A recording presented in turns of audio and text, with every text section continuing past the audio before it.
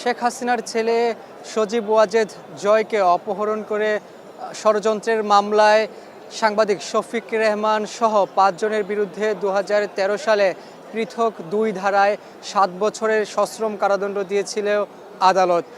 এবং পরবর্তীতে গণঅভ্যুত্থানে শেখ হাসিনা সরকারের পতনের পর দেশে ফিরে আদালতে আত্মসমর্পণ করেন সাংবাদিক শফিক রেহমান এবং আত্মসমর্পণ করে আপিলের শর্তে তিনি তার সাজা 1 বছরের জন্য স্থগিত করেছিল স্বরাষ্ট্র মন্ত্রণালয়ের জননিরাপত্তা শাখার বা সুরক্ষা শাখা থেকে এক প্রজ্ঞাপনে এই বিষয়টি আসলে জানিয়েছিল। এবং আজকে তিনি আদালতে এসেছেন, ঢাকা মহানগর জজ আদালতে তিনি এসে তিনি আত্মসমর্পণ করেন এবং তার যে আপিল বা আপিলের যে শর্ত অনুযায়ী তিনি এখানে আপিল করে জামিন চেয়েছেন এবং তিনি আসলে জামিন পেয়েছেন।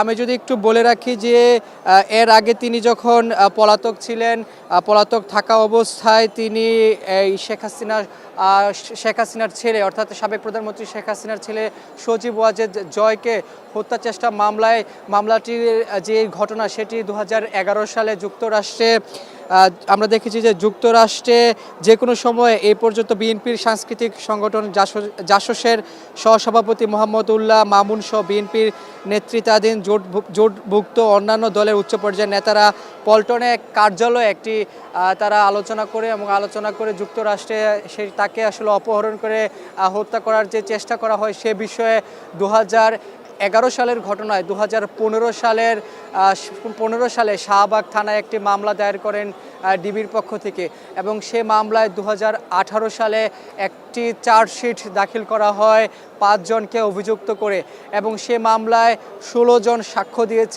দিয়েছেন সাবেক প্রধানমন্ত্রী শেখ হাসিনার ছেলে সজীব ওয়াজেদ জয়। পাশাপাশি এর পরবর্তীতে 2023 সালে সে মামলায় সাংবাদিক শফিক রেহমান সহ আমার দেশ পত্রিকার সম্পাদক মাহমুদুর রহমান সহ 5 জনকে 2টি পৃথক ধারায়, একটি ধারায় 5 বছর আর একটি ধারায় 2 বছরের সশ্রম কারাদণ্ড দিয়েছিলেন আদালত। তখন তারা দুজনই আসলে পলাতক ছিলেন। পলাতক থাকা অবস্থায় শেখ হাসিনা সরকার যখন পদত্যাগ করে ছাত্র জনতার গণঅভ্যুত্থানে 5ই আগস্ট তারপর তারা দেশে ফিরে আসেন। শফিক রেহমান দেশে ফিরে এসে আদালতে আত্মসমর্পণ করেন এবং এই চলতি বছরের 22 সেপ্টেম্বর স্বরাষ্ট্র মন্ত্রণালয়ের জননিরাপত্তা শাখার একটি বিজ্ঞপ্তিতে বলা হয় তাদের যেই সাজা সেটি আত্মসমর্পণ করে আপিল করার শর্তে সেটি স্থগিত করা হয়েছে 1 বছরের জন্য। পরবর্তীতে চলতি বছরের 30 সেপ্টেম্বর সাংবাদিক শফিক রেহমান ঢাকার সিএমএম আদালতে তিনি আত্মসমর্পণ করার পর তার যে গ্রেপ্তারি পরোয়ানা সেটি প্রত্যাহার করে আদালত এবং বলা হয় তাকে আদালতে আবারও আপিল করতে হবে, তার যে সাজা স্থগিত করা হয়েছে এবং সে অনুযায়ী সে আপিলের শর্তে তিনি আজকে সকালেই ঢাকা মহানগর জজ আদালতে তিনি এসেছেন। এসে তার আইনজীবীরা ছিলেন, তিনি আদালতের কাছে আত্মসমর্পণ করেন এবং তিনি জামিন চান, আপিল করে তিনি জামিন চান। তারপর তাকে জামিন তাকে মঞ্জুর করেন আদালত এবং আপিলের যে শুনানি সেটি পরবর্তীতে আবার নির্ধারণ করা হবে বলে জানিয়েছেন আদালতের পক্ষ থেকে। তারিখ জানানো হয়নি তার যে আদালতে বা এই যে আপিলের শুনানিটি। আমি যদি এই মামলার বিষয়টি আরও একবার বলে রাখি যে 2011 সালের এই ঘটনায় 2015 সালের 3 আগস্ট বাদী হয়ে পল্টন থানায় একটি মামলা দায়ের করেন ডিবি পুলিশের পরিদর্শক ফজলুর রহমান। সেটি 2018 সালের 19 ফেব্রুয়ারি 5 জনের বিরুদ্ধে চার্জশিট দাখিল করে পুলিশ। এই মামলায় জয়সহ 12 জন আসলে সাক্ষ্য দিয়েছেন।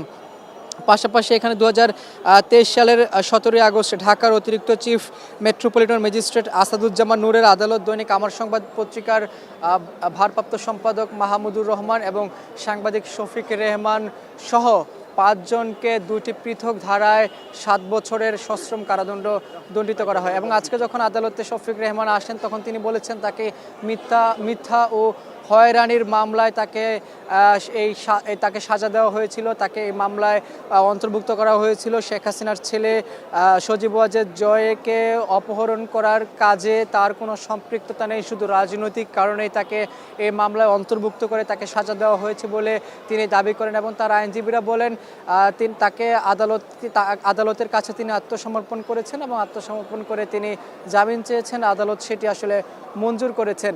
এর আগে সাংবাদিক মাহমুদুর রহমান, তিনিও আসলে আদালতে আত্মসমর্পণ করেন। একই মামলায় তাকে আদালতে আত্মসমর্পণ করার পর তাকে কারাগারে পাঠিয়েছিলেন। পরবর্তীতে আবারও যখন তিনি জামিন চেয়েছেন, জামিন মঞ্জুর করে তিনি এখন মুক্ত রয়েছেন। সাংবাদিক মাহমুদুর রহমান আমার দেশ পত্রিকার ভারপ্রাপ্ত সম্পাদক। এবং আজকে যখন এই শফিক রেহমান আদালতে আসেন, তখন তার আইনজীবীরা সাংবাদিকদের বলেন যে তিনি নানা সময় আওয়ামী লীগের কাছে তিনি প্রতিপক্ষ ছিলেন এবং তাকে নানা সময় তাকে হয়রানি করা হয়েছে, তাকে মিথ্যা মামলা দিয়ে তাকে সাজা দেওয়া হয়েছে বলে তারাও দাবি করেন, আদালতের কাছে বলেন। এবং তিনিও সাংবাদিকদের বলেন যে তাকে সহ আরও বিএনপির যেই নেতাকর্মী রয়েছে যাদেরকে মিথ্যা হয়রানিমূলক মামলা দেওয়া হয়েছে, বিএনপির vice chairman Tarique Rahman, chairperson Begum Khaleda Zia সহ মির্জা ফখরুল সহ বিএনপির কেন্দ্রীয় নেতাসহ যাদেরকে মিথ্যা মামলা দিয়ে আওয়ামী লীগ সরকারের আমলে নানাভাবে অত্যাচার করেছিলেন, সেই মামলাগুলো যাতে প্রত্যাহার করা হয়, মামলা থেকে খালাস দেওয়া হয়, সেটি দাবি করেছেন সাংবাদিক শফিক রেহমান। এবং তিনি আরও বলেছেন যে বর্তমান অন্তর্বর্তীকালীন সরকারকে যাতে সময় দেওয়া হয় বা রাষ্ট্র পুনর্গঠনের জন্য অন্তর্বর্তী সরকারকে সময় দেওয়ার দাবিও করেছেন সাংবাদিক শফিক রেহমান। এবং তার যে আপিল শুনানি সেটি পরবর্তীতে তারিখ নির্ধারণ করা হবে বলে জানিয়েছেন আদালত। তবে তিনি জামিন চেয়েছেন, তার পক্ষে আইনজীবীরা জামিন চেয়েছেন এবং তাকে আপিলের শর্তে জামিন দিয়েছেন আদালত। এই ছিল আমার কাছে সবশেষ খবর।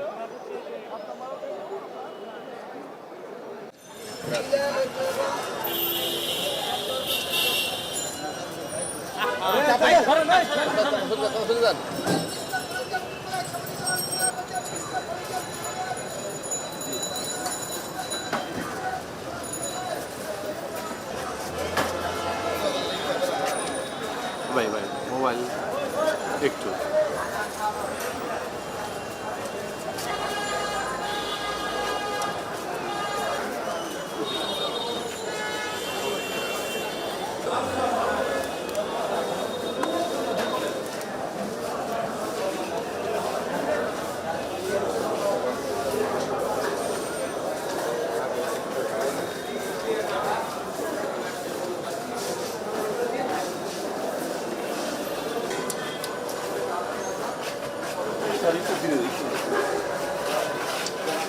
স্যার, একটু আমার ক্যামেরায়